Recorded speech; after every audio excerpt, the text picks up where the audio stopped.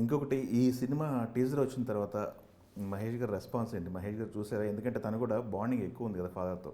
అవును, ఈ said some looking అంటే జనరల్గా నేను టీజర్ ఏదైనా పంపించినా ఎగ్జాక్ట్గా ఏం చెప్పాడు చూద్దాం అంటే it was very I felt like it was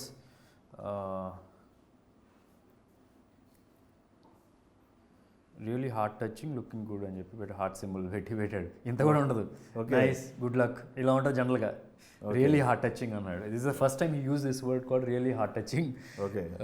never before he use this word for any of my teasers.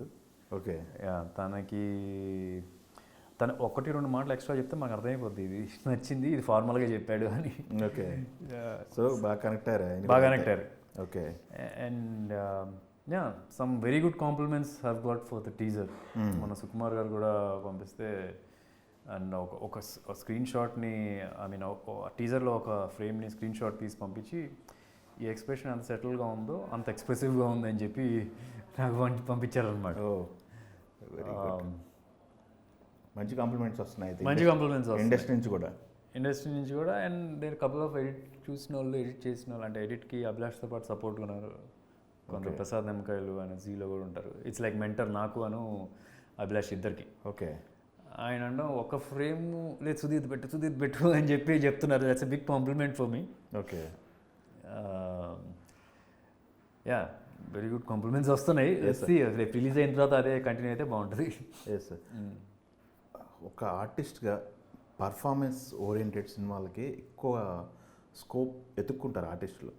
Action movies అంటే డాన్స్లు, ఫైట్లు, సాంగ్స్ అన్నీ నడిచిపోతుంటాయి. బట్ పర్ఫార్మెన్స్ విషయానికి వచ్చేసరికి మీరు ఏది టఫ్ ఫీల్ అవుతుంటారు? మీ జోనర్ టఫ్ ఫీల్ అవుతుంటారు? ఒక కామెడీ జోనరా, లేకపోతే ఒక సెంటిమెంటా, ఫైట్లు అంటే మీరు ఆఫ్కోర్స్ దాని గురించి అడగక్కర్లేదు. ఇంకా డాన్స్లు అంటే ప్రొవడు. అంటే నాకు పర్టికులర్గా ఫలానా అంటూ ఏం లేదండి. ఎవ్రీ క్యారెక్టర్ భయం వస్తుంది. ఫ్రాంక్గా చెప్పాలంటే ఇలా ఒక కథ చెప్పిన వెంటనే ఫస్ట్ డే నేను ఈ సినిమాలో బాగా ఓపెన్ అయ్యాను అనే సినిమా చెప్పాలంటే ఏం చెప్తారు? 100% ఓపెన్ అయ్యాను యాజ్ ఏ నటుడుగా. నా ఫస్ట్ సినిమా నుంచి ఓపెన్ అయ్యాను అనుకుంటున్నా నేను.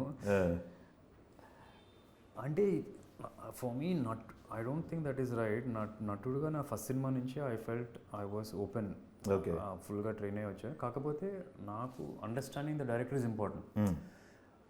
ఒక డైరెక్టర్ని పర్స్పెక్టివ్లో పెట్టుకొని చేయాలి. ఇప్పుడు ఇదే సినిమా ఒకవేళ కృష్ణం కలిపింది ఇద్దరిని డైరెక్టర్ చేశాడు అనుకోండి, అది ఒక రకంగా ఉంటుంది. అంటే అది కొద్ది మెలో డ్రామాగా ఆయనకి తగ్గట్టుగా ఆ క్యారెక్టర్ తగ్గట్టుగా చేయాలి. డైరెక్టర్ని బట్టి ఉంటుంది. ఇదే ఇప్పుడు బోయపాటి సీన్ లాంటి ఎమోషనల్ సీన్ చేస్తున్నారంటే, ఇప్పుడు ఎమోషనల్ పడుతున్నప్పుడు జస్ట్ కూర్చొని బాధపడటం కాదు, అది వెక్కి ఆడటం, కాళ్ళు పట్టుకొని ఏం చేయొద్దంటాం, ఆ టైప్లో ఉంటుంది. బేస్డ్ ఆన్ ద డైరెక్టర్ని అర్థం చేసుకోవడం ఇంపార్టెంట్. ఓకే, సో అన్ని రకాలు కరెక్టే. మళ్ళీ ఇప్పుడు మనం క్యారెక్టర్ని మనం ఒక 100 రకాలుగా పర్ఫామ్ చేసాము అనుకుంటే ఆ 100 రకాలు కరెక్ట్ అవుతాయి.